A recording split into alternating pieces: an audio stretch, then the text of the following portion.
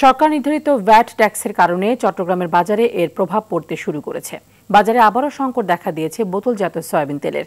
খুচরা দোকানদাররা চাহিদা মতো তেল পাচ্ছেন না, অস্থির চালের বাজারও। বাজারে প্রতি কেজি চাল মানভেদে ৮ থেকে ১০ টাকা পর্যন্ত বেড়েছে, তবে কমতে শুরু করেছে সবজির দাম। আড়তে সবজির সরবরাহ বাড়ায় সব সবজি ২০ থেকে ৩০ টাকা পর্যন্ত কমেছে। দু একদিনের মধ্যে দাম আরও কমে আসবে বলে জানিয়েছেন বিক্রেতারা।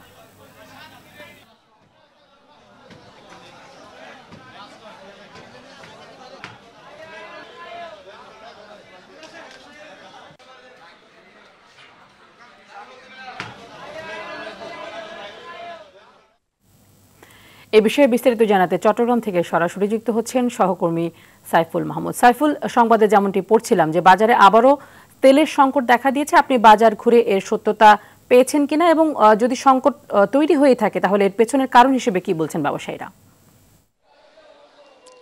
জি, তা নিয়ে আসলে যেমনটি বলেছেন, চট্টগ্রামের বাজারেই কিন্তু আসলে সংকট দেখা দিয়েছে এবং চট্টগ্রামের বাজারে কিন্তু সবসময় কিন্তু নিত্যপণ্য বলি কিংবা ভোগ্যপণ্য বলি আসলে একটু দাম বাড়তি থাকে।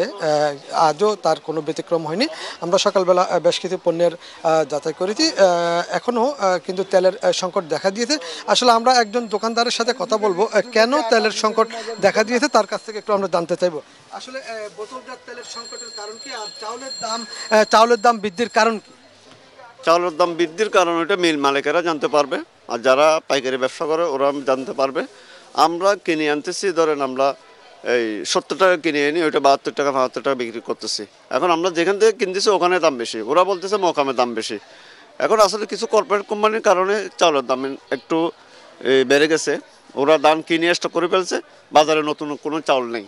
আর সোয়াবিন তেল বাজারে সংকট বলতে আপনার রূপচাঁদা কিছু কিছু মাল এখন দিচ্ছে, আর কোনো কোম্পানি মাল বাজারে দিচ্ছে না।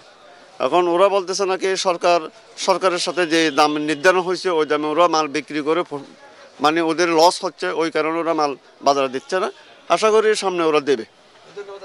শুনছিলেন একজন দোকানদারের বক্তব্য, তিনি জানালো আসলে সংকট দেখা দিয়েছে। আসলে এটি সত্য, শুধু যে উনি সেটা না, আমরা আরও দু একজনের সাথে কথা বললাম, আসলে তারা বললো যে বোতলজাত তেল আছে এগুলির কিন্তু সংকট দেখা দিয়েছে। এবং একই সাথে চট্টগ্রামের বাজারে কিন্তু মশলার দাম কিন্তু খুবই ঊর্ধ্বমুখী। এই মুহূর্তে সরকারের পক্ষ থেকে যে ভ্যাট ট্যাক্স নির্ধারণ করা হয়েছে সেই কারণেই কিন্তু আসলে এই জিনিসগুলির দাম বৃদ্ধি পাচ্ছে বলে যারা বিক্রেতা আছে তারা জানাচ্ছেন। তবে যারা সাধারণ ক্রেতা আছে তারা কিন্তু মনে করছেন এই সুযোগটিকে, সরকারের পক্ষ থেকে যে ভ্যাট ট্যাক্স নির্ধারণ করেছে এই সুযোগটি কাজে লাগাতে দোকানদাররা, এইটার ভিত্তিতে কিন্তু দোকানদাররা কিন্তু বেশি দামে বিক্রি করতেন। এবং সামনে যে রমজান আছে সেই রমজানকে পুঁজি করে কিন্তু ইতিমধ্যে কিন্তু অনেক পণ্য কিন্তু মজুত শুরু করেছেন দোকানদাররা। তবে সাধারণ ক্রেতা যারা আছে তারা বলল আসলে এটি সঠিক মনিটরিং করার দরকার আছে বলে মনে করেন। তা নিয়ে এই ছিল বাজার পরিস্থিতি নিয়ে আমার কাছে এই মুহূর্তে সর্বশেষ তথ্য।